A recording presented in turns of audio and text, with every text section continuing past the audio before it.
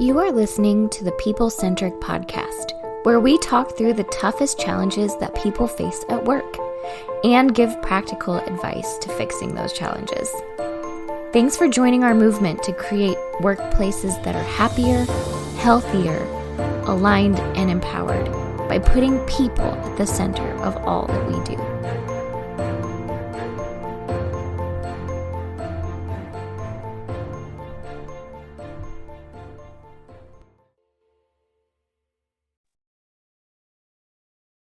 Hey, people-centric leaders. So we've got our team here with us. We've got Diana Royalty, we've got Ben Roars, and we've got Philip Herzog with us today. And we wanted to jump into something that we run across quite a bit because we do a lot of coaching at People-centric. So we will work with individual people on how to become better leaders, more influential leaders within their organization, within their lives, because we believe leadership is influence. And it's how you influence other people. So how can you be a more effective influencer? And then how can you influence people in a positive way around you? We also work with teams. We also work with organizations, but a lot of times our work is with individual people and coaching. And there is something whenever we're doing coaching that we're almost orbiting the world of psychology. And there's a concept that we wanted to introduce today. And it's the concept of the shadow. And that sounds really dark and evil and weird, but the idea of this, and this is a Carl Jung concept in psychology. If you want to look it up, you can kind of dig it more into the shadow and what that looks like. But here's how it shows up. So like we were coaching a manager who was working with managing their team. And when we talked to the person, one of the things that we very quickly discovered from them as from an outside insight was this manager really has trouble with difficult conversations. They really struggle with the idea of holding somebody accountable. I'm going to go talk to this person. This person that's working for me is doing something that's wrong. I need to go tell them that they're doing it wrong. But that person really, really struggled with that. They didn't want to go talk to them about what was wrong. A lot of times they try to do it passively. They would leave like little hints for the person that they were doing it wrong, or they would have these we call it the conversation that never happened, where they would say, well, like, how did that turn out for you? Is that okay? Do you feel like that could have gone? Do you feel like that went okay?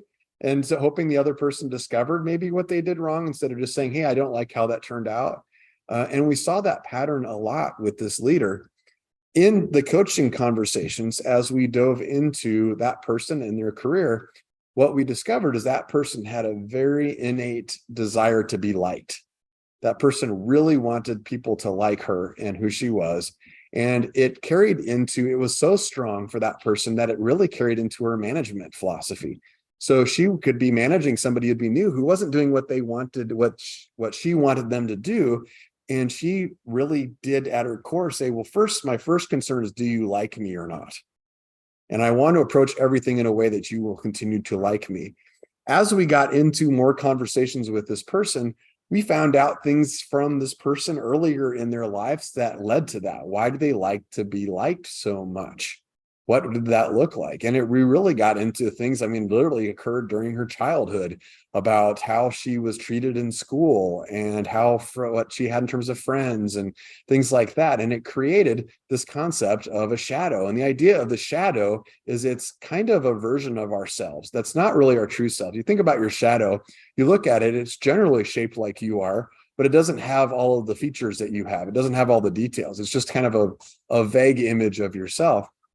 The shadow occurs for all of us based on something that happened to us in our life, and it becomes a caricature of ourselves, and it's something we carry with us our entire lives, and it's always with us, and it creates something. And it might be like, for this leader, it was this idea that I really need to be liked by people.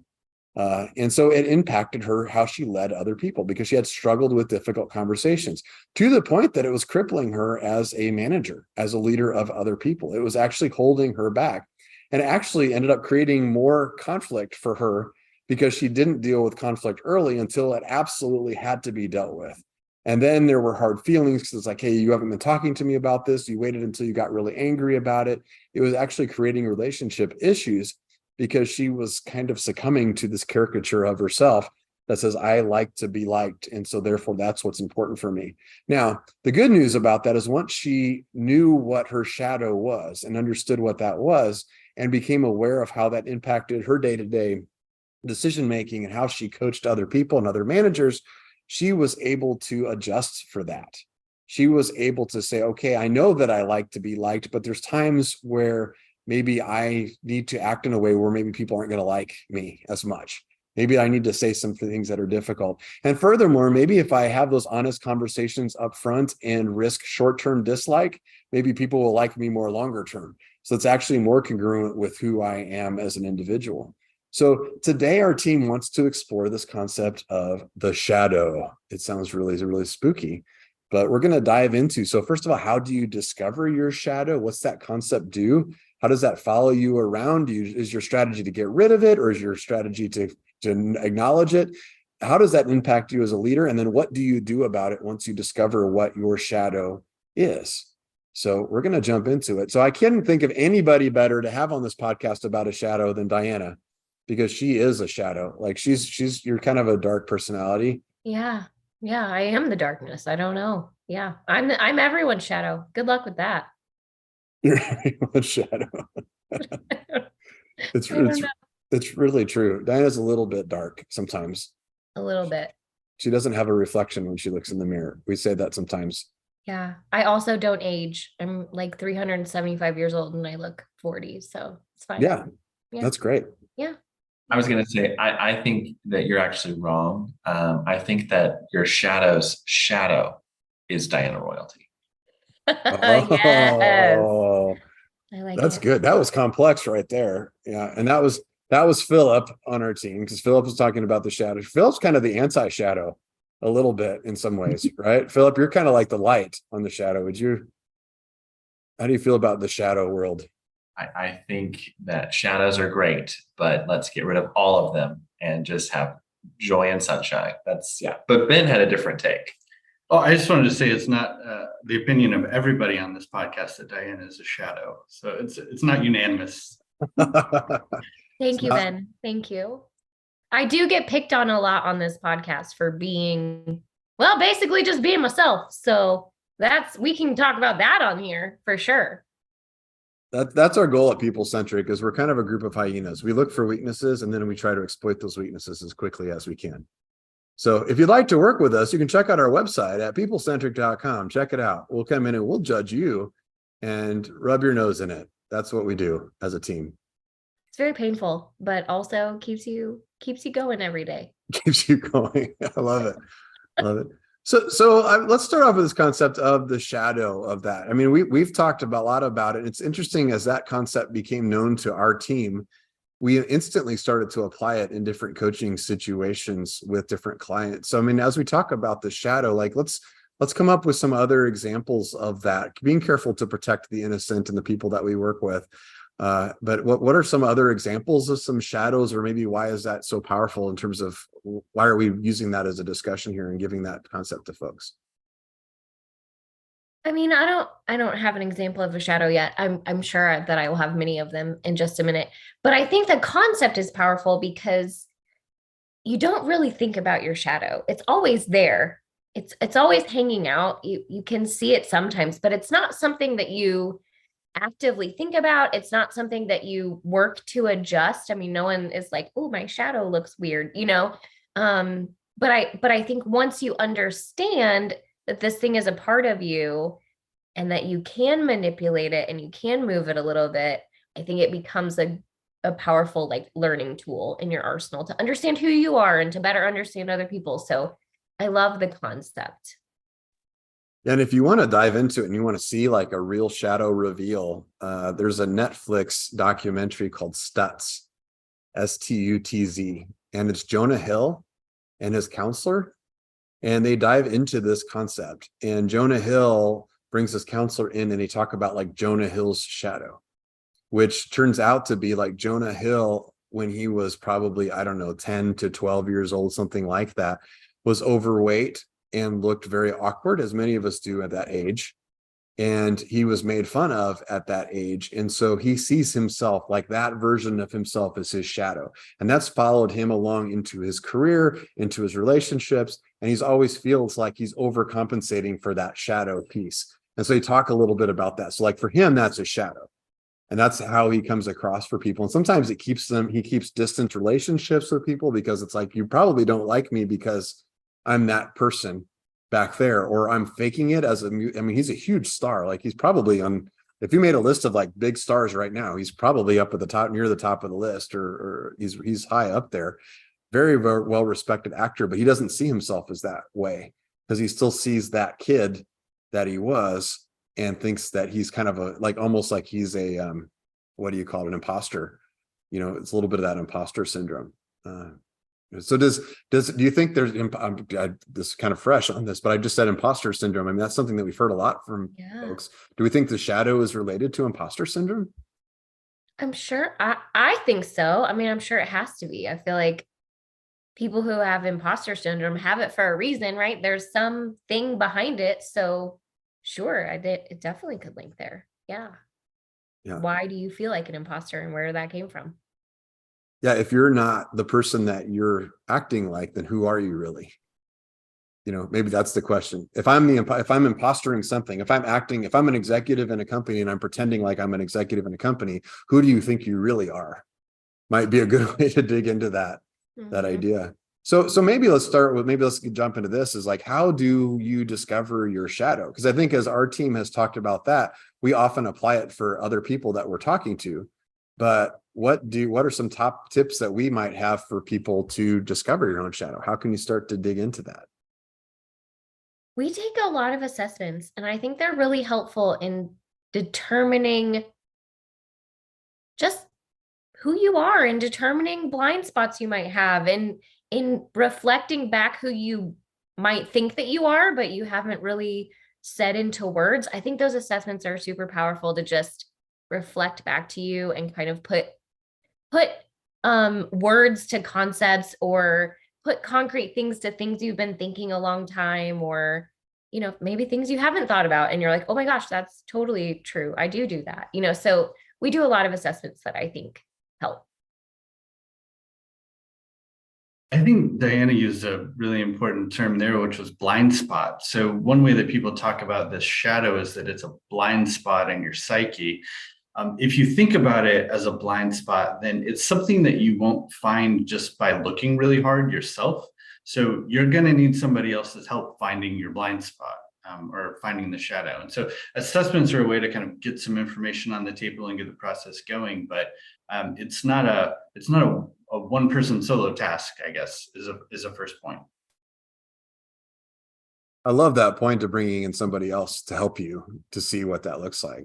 Yeah, I was just going to say, like, is there a way to have a trusted person that you know and love, and you could ask, like, hey, how did I come across in that meeting? Or give me 3 words you would describe about me.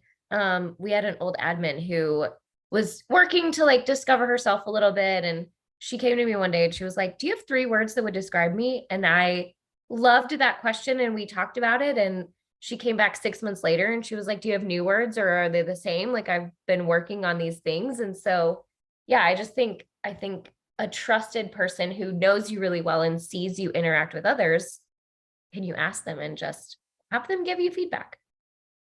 I think one piece with that as well is if you have someone in your professional and then also a personal circle, because even to Don's entry story, the shadow doesn't stem just from your one workplace in that office building with that piece of things. And learning maybe the broadest way your shadow impacts you, because so many times you meet people or friends or family, right, where they're off the clock side, and then them on the clock side, and sometimes those are just different versions of the same person. But to get the truest sense of your shadow, finding that and what it's like in both of those spaces makes a really strong common denominator. Yeah, I think it is about digging deeper on the why side of what you do. So you behave a certain way, but then saying, why do I behave that way? Or where did that come from? Or how do I think I got there? What happened? Where's the more root cause of the behavior? So we could start by going and taking an assessment, and there's lots of good ones out there. We like the Strengths Finder assessment from Gallup is a good one. There's one called the Working Genius. That's a new one that Patrick Lencioni's team has put out there. There's the old Myers-Briggs. There's the DISC assessment. There's a bunch of different types of assessments that are out there.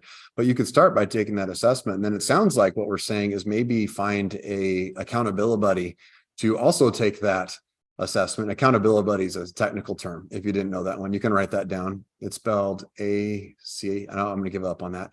But accountability buddy, and you can both take the assessment and then maybe sit down and say, this is what this says I am. And then maybe some of it might be when we go through assessments with other people, it might be where do you feel incongruent with the results? There's things that whenever somebody takes an assessment that sometimes they'll look at it and say, that feels exactly right. That feels a little off to me, or that feels a little weird to me. And it's kind of interesting to talk to somebody else about that, because if it feels a little bit off, that might be an indication of there's a shadow there. There's something that's weird about that. Like when I've taken it, like a lot of times the assessments we'll take will describe me as the evangelist. It's the person that can go out and win over and inspire a group and do all that kind of thing. That's always felt weird to me. And I've always wondered why that feels weird to me. And then really digging into my own shadows, that's first introduced to that concept. I went back to like even childhood and times like that. And you think like, what are the most significant things? Because your shadow probably came from some kind of event or trauma. And I use the word trauma lightly there. It doesn't have to be major life trauma. It could be that we use the example, maybe you stood up in the second grade play and you said a word wrong and everybody laughed or something like that. But it's a thing that sticks with you that created a scar. And looking back for like me personally, I realized like there was a time I went to a school for a couple of years. Actually went to a Catholic school, and I'm not Catholic. So fun fact, but I went to a Catholic school for a couple of years because the school was close to my house and it was a good school, and actually got bullied for not being Catholic, which is odd. That sounds really weird. But for like a couple kids of are just mean. They'll bully over anything, won't they? Like, you're not Catholic, I'll show you the religion. So I mean, there's a lot of like, I mean, that does carry like in third and fourth grade, that carries on like a lot of weight as a kid, because up to that point, it's like, oh, I get along with my class. I feel the ability to like inspire others and be a good leader. And then suddenly you go into this situation where like you're really not, and suddenly you're different from other people and they're pushing back on you for no reason. And I think where that carried along for me as a leader is that I don't believe that people fundamentally like me. That's what my shadow believes. I know that people like me, but in my shadow believes that people don't like me. So then how that shows up like as a leader is sometimes if I run into something where I think, well, that you might misunderstand me, then I will over explain, or I'll dive into really deep, or I'll just try to really unpack it. Because I'm like, if I just tell you enough things about what I'm thinking, then you'll know what I'm really thinking, and you'll hear that I'm a good person, that I'm not a bad person, and you won't dislike me. So, but then that sometimes is not the best way to lead people. Sometimes that creates confusion. Sometimes that creates issues in terms of my communication with others. So I think if you dive into the assessment, find somebody else and find out what's incongruent, and then kind of look backwards to your childhood and what's happened in your life, then it kind of tells you might give you some clues to that. What do y'all think about that as a process? Yeah, I think that's really smart. I have one on Strengths Finder that I always am like, I don't love that strength. And it's called significance, right? It's the strength of you want to feel significant. You want to feel important. You want people to recognize you as important. And to me, that strength sounds gross. It sounds like I'm an egotistical maniac. And I don't feel that way, but I do recognize that I struggle when I think I'm not being heard. I struggle when people disregard what I'm thinking, or when people just kind of pat me on the head and be like, oh, Diana, you're so sweet and little. Like, yeah, that's cute. So I know that bothers me, but I don't love that I have this significant strength. And so I've had to work to learn to embrace that and say, listen, I've got this strength. I do want to be heard. I do want to be seen as important and valuable. And it probably does come from somewhere way back in my past when I was pat on the head or told that I was so cute because I was so little or whatever, like that's probably where all of that comes from. So I definitely think that finding the places where you're like, I don't love that thing. I don't love that this is telling me this, and working backwards and saying, what is that thing and where did that come from, is probably a great way to dissect some of that information. Yeah, and it's good. And I like, we jumped into the podcast and Diana said, like, Diana told me right before we jumped on, she's like, hey, you've known me for a long time. Don't be afraid to like push me a little bit in the discussion, because it's kind of a concept we haven't talked about a lot. But like Diane, one of Diana's strengths is she's very discerning. Like she's very good at taking information and assessing things where she's at, and then offering like a different perspective that maybe the team's going in one direction, and she's the one to call out like, well, this is also true, and we have to be careful about groupthink here. But like it's interesting that the significant strength is a barrier, because what it shows up for in terms of your leadership style is you always apologize when you offer your discernment. Like, I'm sorry that I'm about to say this. I'm sorry I'm about to knock you off. Like, I apologize. I don't mean to sound like a jerk, but, and then you offer the discernment piece to that. And it's interesting. I hadn't really thought about connecting those two things, but when you talked about like that significance, that's how that shadow, wherever that shadow came from, you know, and I think you've got a little bit of a finger on it there in terms of what you talked about, because wherever you go first is probably about where that came from. It does impact your leadership style. So then I guess the next question is, what do you do with that information? Right? How do you try to get rid of the shadow? Do we let the shadow follow us? What's the best approach? I mean, I'll just say that I have tried to get rid of the significance thing. I literally tried to get rid of it. Like, I'm going to work to not need to be significant. I'm going to work to feel really humble and to like be the opposite of this thing. And it still shows up every single time I take the assessment. I can't get rid of it. So what I've done instead is like, okay, how do I work with it? If I can't get rid of it, because it's clearly a part of who I am or part of my personality or part of my belief structure, whatever it is, if I can't get rid of it, how do I work with it and manage it? And so I've had to do a lot of like, hey, Don, how am I showing up? Or hey, Philip, what do you think about this thing? And just doing a lot of introspective work to just make sure that I can be okay with that part of me and not make it the worst part of me. Because I feel like when I hide it or I try to ignore it, then it is the worst part of me. It's just, it comes out in a bad way instead of the good way. We talk a lot about the difference between accountability and blame. I don't think usually we talk about that inside of a team. Of if we work together and something goes wrong, everybody agrees they want accountability, not blame. But what's the difference between the two things? And what we say is blame happens when you blame the person. Accountability happens when you blame the process. So if Diana makes a mistake on our team, if I say, Diana, why did you do that? What's wrong with you? That's blame. You screwed up. That's blame. I blame Diana for it. So the way to fix blame is you have to fix Diana, which is not right. So if instead we say, Diana, what you did didn't work, let's focus on fixing the thing you did, that becomes accountability. What strikes me, what you just said, Diana, about that approach is it's kind of for yourself. Like if it's blaming yourself means there's something wrong with me fundamentally. Like I don't like that significance is a strength of mine. I shouldn't be like that. I got to fix myself. That's like blaming yourself for it. But if it's accountability, saying, how do I become a better version of myself? How do I lean into my significance and use that to become more influential or to lead things better? Then that's a different approach. That's called positive psychology, is that the whole idea of working on your strengths, not your weaknesses. Kind of on the idea of shadow too, you know, a couple of years ago, we had a solar eclipse here in the Midwest.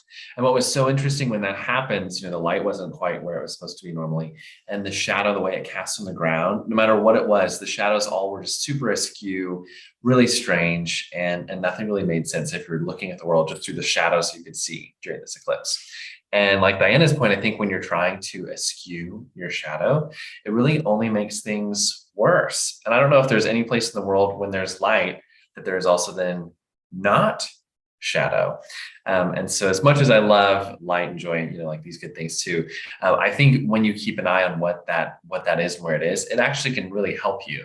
And if humility is an issue for a person, then a shadow is a great friend to have along all the time to remind you you're not the end all be all, and not that you want to build a life where you're only connecting with people on their shadows too. But I think the grace of understanding if your fear and your insecurity or imposter syndrome from your own shadow impacts you, it certainly does for everyone else too. And I think when we all just kind of show our light side only, which is what success tends to bring, it just carries less weight if you do that without acknowledging that there is a shadow, right? And I think a lot of the coaching we do and the work we do is to navigate both of those things, because whether it's an organization to a person, like both are true, and that's okay.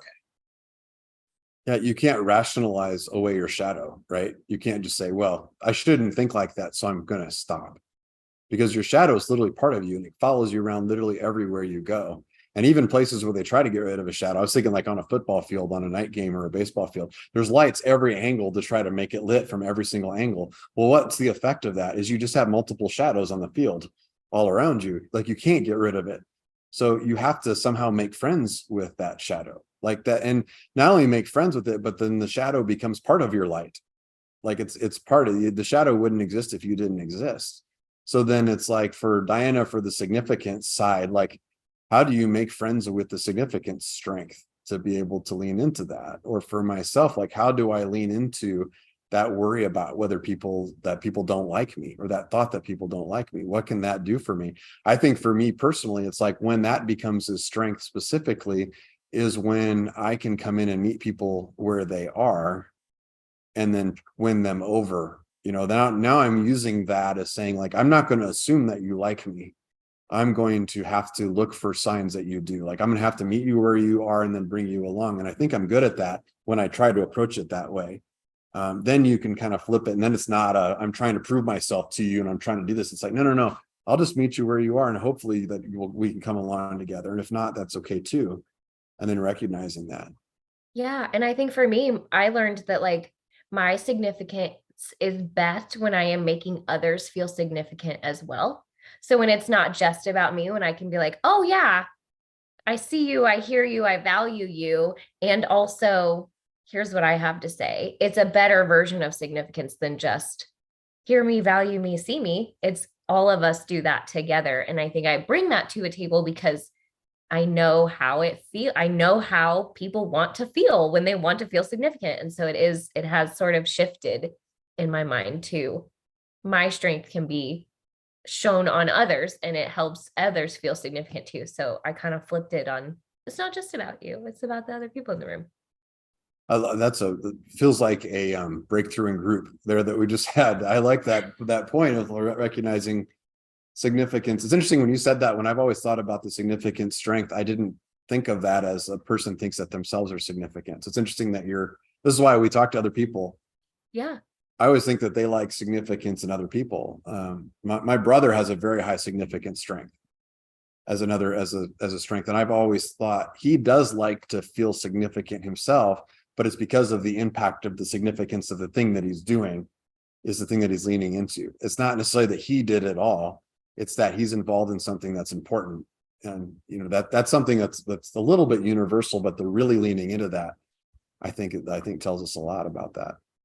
So as you think about yourself and as a leader, now we talked about this at the very, very beginning of this, our definition of leadership is a little bit different. Our definition of leadership it's simply influence.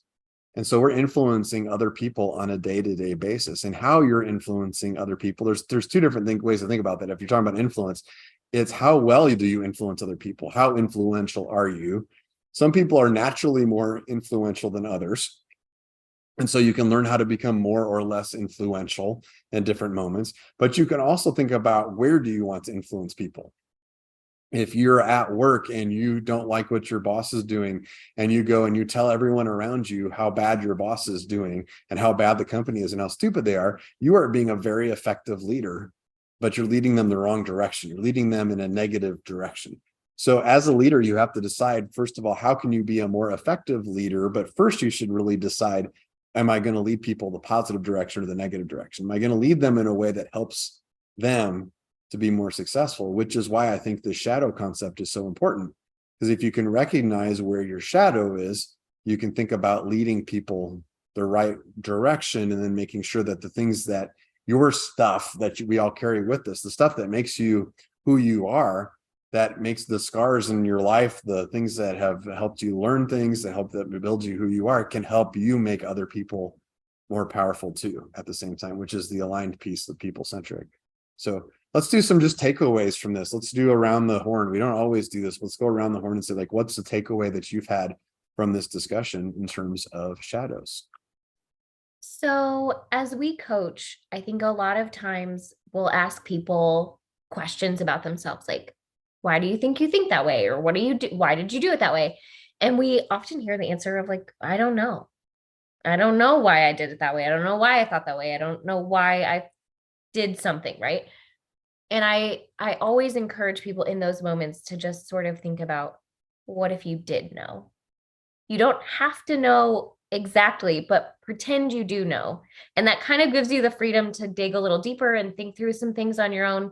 And it gives you the permission to be wrong because you know it's not concrete. So if you're finding yourself being like, well, I don't know why I behave that way or why I do that thing, give yourself permission to be wrong and just sort of say, what if I did know? And dig a little deeper into those concepts and think it through. What if I did know? Great advice. Love that question. And sometimes people listen to that. We brought up that before on other episodes, and I've had people say, like, that's crazy. Would that work? And it does work. It's really kind of freaky. And you can do that to yourself. Like, I don't know the answer to that, but what if you did know the answer to that? That's a great question to ask. Yeah. A takeaway for me, I would say, of course, other than loving the significance of meaningful work and receiving significance from people whose strength is significance. One area where I think a lot of us just tend to forget is your own shadow, just because it's just that, a shadow. And I think Ben made the really great point early on. You need people to help you spot your shadow, because if you're blind to it to begin with, how are you going to find it on your own? And I think a shadow, if it leads in negative areas, it truly is when you let that isolate you, which only makes it worse. So you need people to help you through your shadows. And that's probably good for you and for them. That's great. Love that, Philip. Ben, what do you think? Yeah, I guess one thing that I'm sort of chewing or mulling over is that when we work with clients, sometimes we're able to see some tendencies and kind of identify a shadow that's lurking and affecting somebody's management style pretty quickly. And so if you're thinking, okay, I've got some tendencies that might be affecting me in negative ways, but I'm just gonna hide those forever. If those are identifiable in a few short meetings or something, then the people you're working with day to day, they know them, they've seen them. And so the idea that, well, I'll just kind of hide all this stuff away is just not going to work. And so I think it's a great example of seeing the way that Don and Diana have had I'd say years to learn about each other and learn each other's leadership styles and get to know a bit about kind of what's going on in the kind of shadow area and help each other. And I think that's a really great thing. And I imagine that it's a lot more common for people to try to just hide all of that away than it is to really, have somebody that you've worked with for years that knows you that well. And so, I think that connects with what Philip was saying, that it's sort of a me issue, but it's really a me and everybody around me issue. Yeah. It's incredible. Sometimes a simple interaction with a team, they can just pick up something about you that you don't know about yourself, which is ridiculous, because you spend a lot of time with yourself. Literally all of your time with yourself. And it's like, how could somebody else who just met me know something about me more than I would know? But it's pretty common. And especially as we work with different teams. I think my biggest takeaway from this concept is just the idea of making friends with the shadow. It's not trying to change who you are. There's nothing that's really wrong with you. It's what's wrong is how you use you. Like, it's how you take yourself out for a spin on a day-to-day basis. That's where I think we misapply ourselves. It's when we think there's something wrong with the us itself, that's where we get off, because then we try to overcompensate for it. And that overcompensation especially in like the areas of conflict. Like think about leaders, that's one that's super conflict. For whatever the shadow is that creates the moments where a lot of people are afraid of conflict, or I'm afraid of public speaking, or I'm afraid of whatever it is that you're afraid of, might be a symptom of the shadow. Then you avoid the thing you're afraid of, and then it makes the thing worse. If I never speak in public, then now I'm afraid to talk in front of a group, and that spirals me to where I'm isolated. Or if I never have conflict, then I don't know how to have those conversations, and I don't practice those things, and then I don't build trust within my team, which leads to greater conflict in the future. It backfires on us. So I think it's this idea of like, if you embrace your shadow and become friends with it, you can understand that version of yourself, and then you can use that and recognize that there's nothing wrong with you, that you can use the lessons that you've paid for throughout your life to be able to make other people better. And I think that's the goal at the end of the day. And that's our goal at People Centric. It's the idea of empowerment and alignment, which is simultaneously making yourself incredibly powerful and making others powerful at the same time. So hope you enjoyed this concept of the shadow. We wanted to get a little bit theoretical with you guys today. We talked about this concept, and sometimes there's things that are very universal in terms of like, well, I want to learn how to be more influential at work, or I want to learn how to have conflict. But we wanted to give you sometimes just the basic fundamental principles that we talk about on a day-to-day basis. And this is one of those with how people think. And we hope that you find an accountability buddy, and you do an assessment, and you work together and find your own shadow so that you can find out how to be a more influential leader. So send us more. We want to hear more from you. Tell us how we're doing. Like us on social media, all those different things. And until then, we'll see you next time at People Centric. Thank you for listening to the People Centric podcast. We are so grateful for you joining us every week.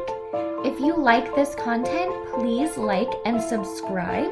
Also, feel free to share on your social media with everyone that you know. It really does help us. If you would like to contact us, I have put our information in the show notes. Please reach out anytime. We love hearing from you. We will be back next week with a new topic. Until then, be well and lead well.